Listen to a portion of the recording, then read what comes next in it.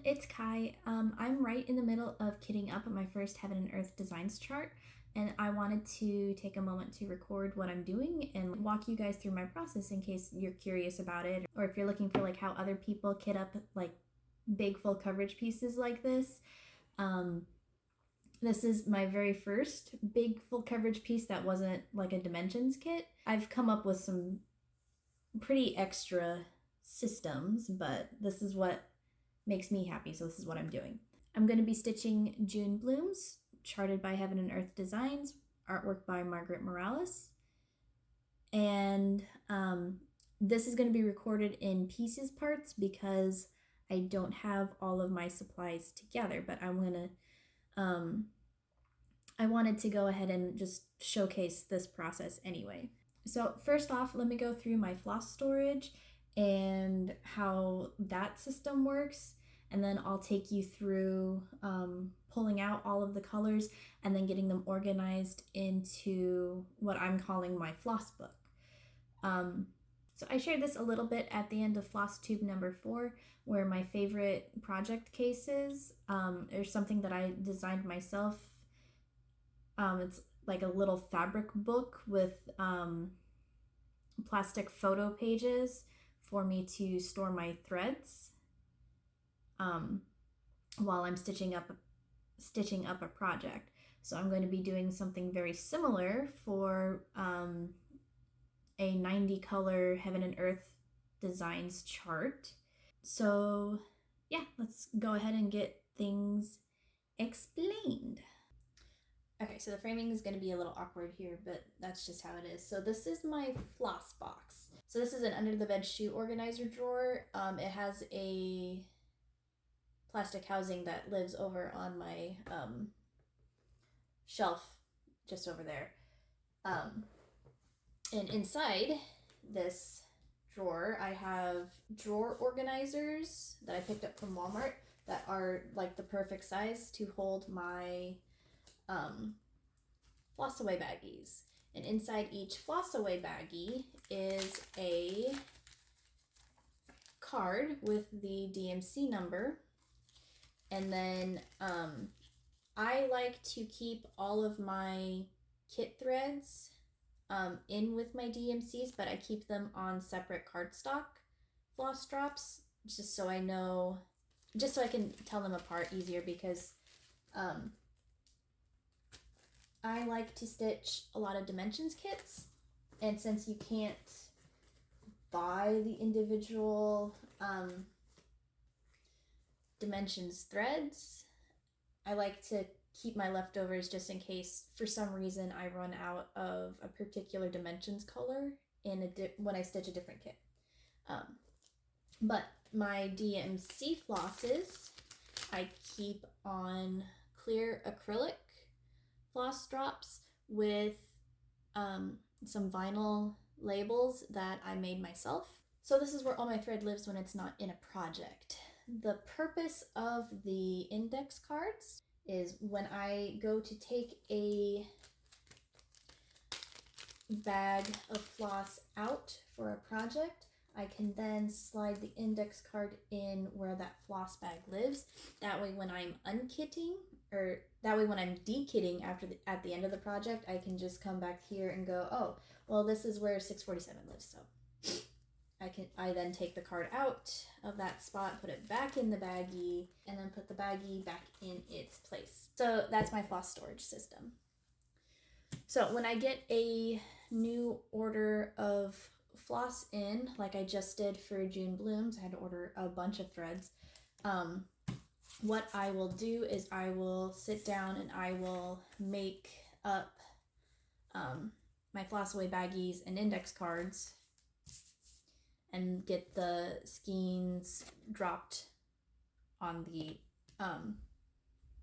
acrylic floss drops. So I buy 4x6 index cards and then cut them down to be 2 3/4 inches wide. I find that that's the perfect size to fit inside the floss away bags and still leave you enough room to zip it closed. Because the floss away bags are 3 inches, but I find that the 3 inches is like on this side of the zipper.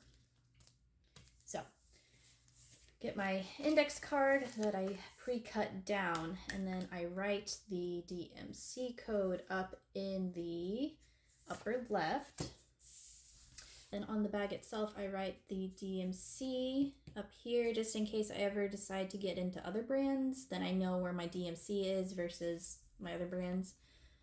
And then I write the color number 3857, and then this is extra, but I like to include the color name because that helps me visualize things. And then in the upper right corner of the baggie, when it's landscape orientation, I write the color code again. Eventually I will have more vinyl stickers to put here instead of writing with the Sharpie, because I have found that the Sharpie will wear off in this upper right corner. But I need this number here because that way I can see where it is in my box, because that's how I store them. So index card will go in the box. Here in this sticker book, I have all of my DMC labels. So I take, when I have to make a new drop, I just pull the label from the book and I stick it on this little tab here on my floss drops. Now, time to drop the floss. I like stitching with pre-cut lengths, so that means that I will sit here and I will unwind the entire skein. I just hold it in my left hand, pull with my right,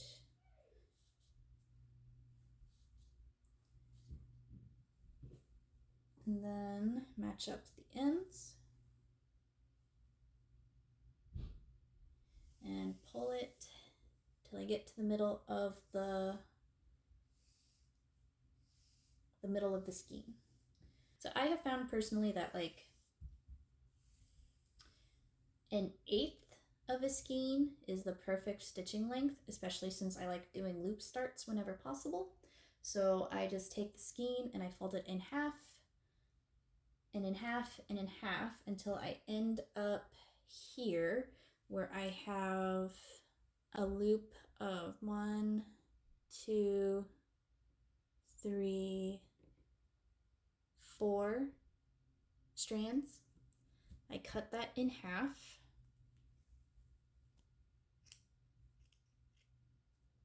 So now I have, that was a really bad cut, but so now I have eight strands of thread. I pull one away, and then I do what is probably a very inefficient way of wrapping it on the floss drop. At this point, normally people will tell you just fold it in half once and wrap it around your drop, but I don't like tangling threads. And I find that this length of thread will lead to tangles. So I fold my threads in half twice and then I wrap them on my drop. This does mean that I can't do the very convenient pull one loop of thread out because it just doesn't work that way, but that's okay because I like tying my floss on my drops. Like, find the hand motions very meditative. All right, so floss is dropped. When I go to pull a strand to stitch, I have to first pull out this is what I can call my working thread. I pull that off the drop and then I unfold it in half once, and then from here I will stick my needle in, pull up one strand, and pull that free from the bundle. And then when I'm done, I just fold it in half again, and then I wrap it around the drop. And there's just something meditative about moving my fingers like that I like. So I have all of my floss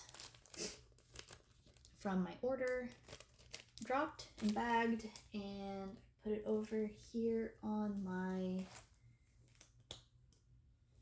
giant binder ring of folding.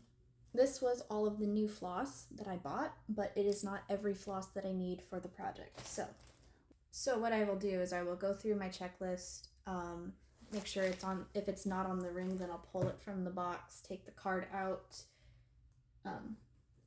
take the index card out, put it in its place, get it on the ring, and then I know I'll have everything here. And if there are a few colors that June Blooms has that are currently in other project kits right now, but I know exactly where those are, so I won't worry about it. And my spreadsheet does highlight the numbers that are shared between projects, so that way, if so, like 310 for instance is also in the Secret Grove. I don't like keeping multiple floss away bags for storage because I only want the one. So while I will probably I will probably keep an unlabeled floss drop for the skein of 310 that I'll use for June Blooms. I will leave the master drop in Secret Grove until that project is finished, and then it'll get transferred over to June Blooms. So I know some people will do multiple drops just so all of the thread is in one project, but I just don't like working like that. I don't need duplicates of my drops or my bags, because that just seems really hard to keep track of for me personally. So we'll do that with, so yeah, I'm gonna go through my list and I will show you guys my floss book when I get done with this, right? So there have been some developments. I'm still in the process of kitting up. I'm hopefully we'll be done with that soon, but my plans have changed.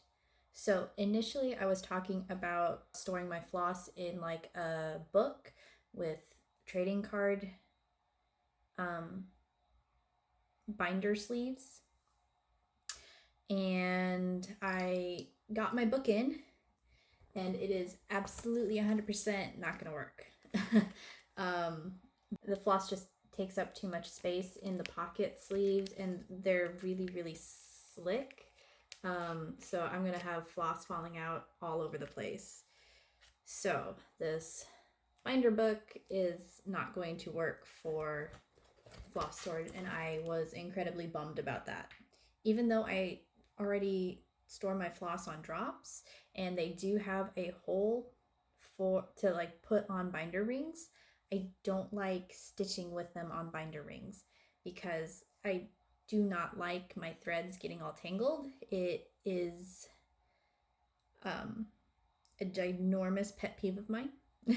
So I am doing everything I can to avoid that, which means my floss storage needs to be big enough for these drops because this is how I find my working threads easy, and all of my threads have to be stored individually. They cannot be tangling around. Those are 2 points I will not compromise on when it comes to kitting up anything. I can't use my binder book, but what I did find was a few boxes from Walmart that fits everything so nicely.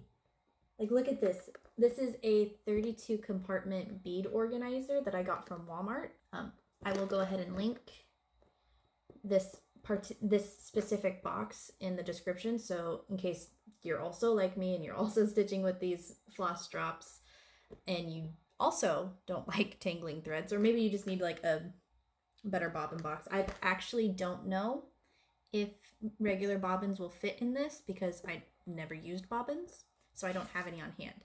But anyway, so this is going to be my floss storage for while I'm stitching.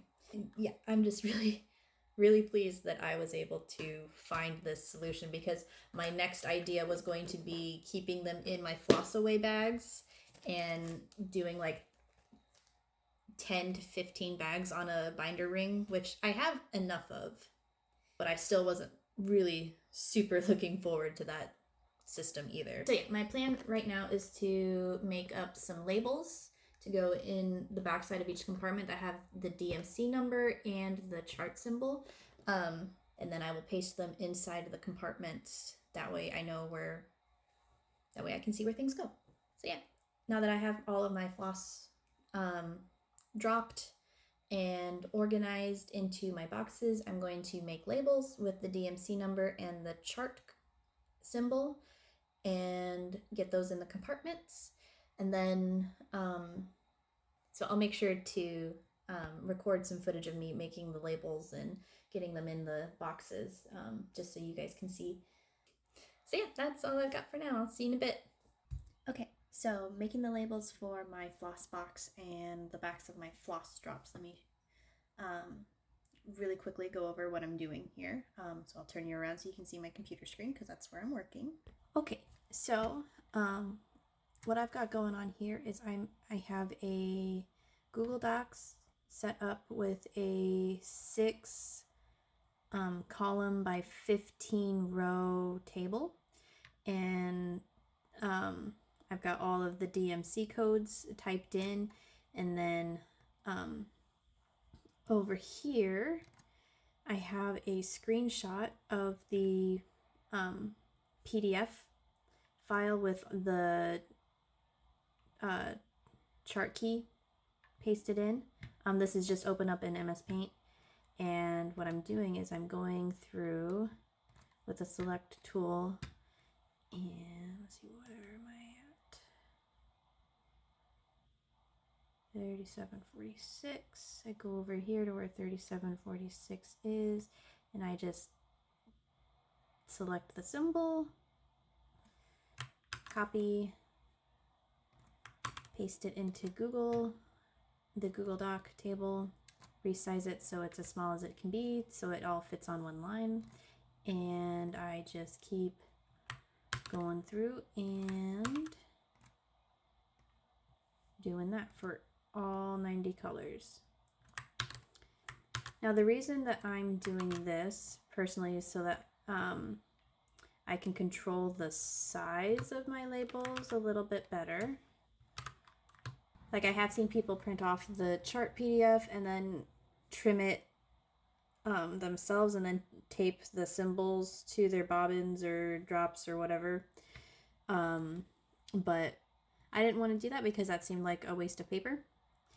When I can do this and fit all 90 symbols on one sheet. Okay, now that all of my labels are made up, you could absolutely go ahead and just print this directly from Google Drive. But I have a sticker cutting machine, so I'm going to actually save this as a PDF and then import that into my design software and have each of these be cut out on my cutting machine to save me just a little bit of tedium. But if I were to be doing this again, one thing that like I would probably do is I'd get these 1¼ inch by ½ inch wide labels from onlinelabels.com. This is where I get all of my sticker paper. But I would get something like this. I would set this up to match the sizing and layout of this sheet and then just print it directly on that, so I wouldn't even have to cut anything.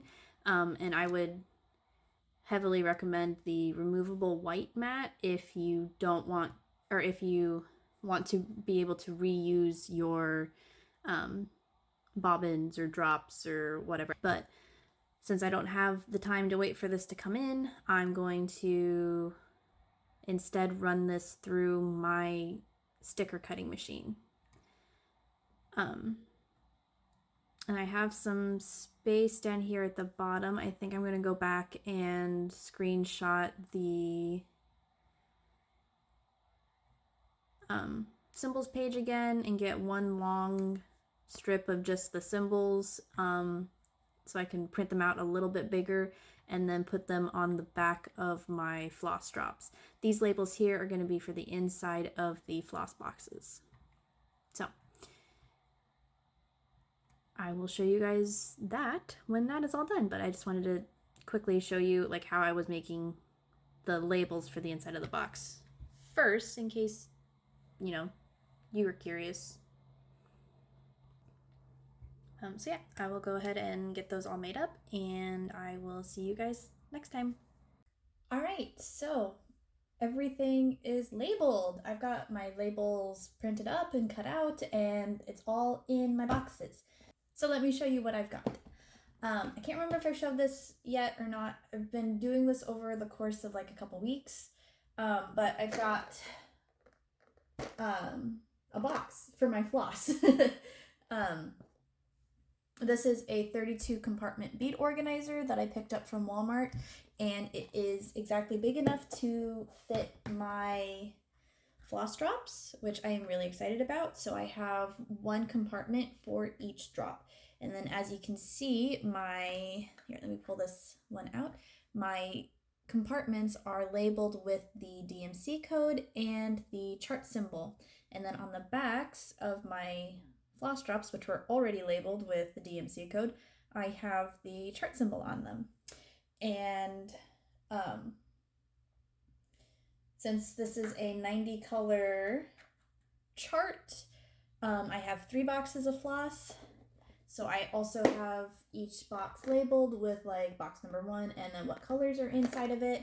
That way when I'm stitching, I can just pull out the colors that I need, have them next to me, and then when I either go through all the colors or finish my stitching session, I can just put them all back in the boxes where they go. So yeah, that is my floss organization system. And then to wrangle my boxes, I made a tote bag. I made a tote bag, and I made it out of hydrangea fabric so that it would match my project, because this is probably going to take me at least 2, maybe 3 years. I don't know. I've never stitched anything this big. And this is also my first time working on 25 count.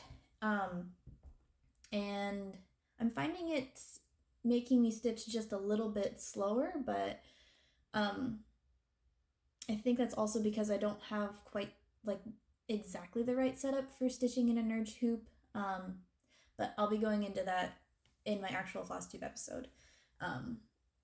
So yeah, so all of my floss boxes and my project actually go into this tote bag, and then I leave this next to my stitchy spot, and I pull it out when I'm ready to work on it. So yeah, my fabric finally came in. There was quite a story with that, which I will go into in my actual flosstube update. But I've got my fabric, I've got my project started, and I'm really excited about it, and I can't wait to show you guys when my April update comes around. So yeah, thank you guys so much for watching. I hope you were able to take away a few tips or learn something new, maybe something that you haven't thought about in regards to kitting up large projects.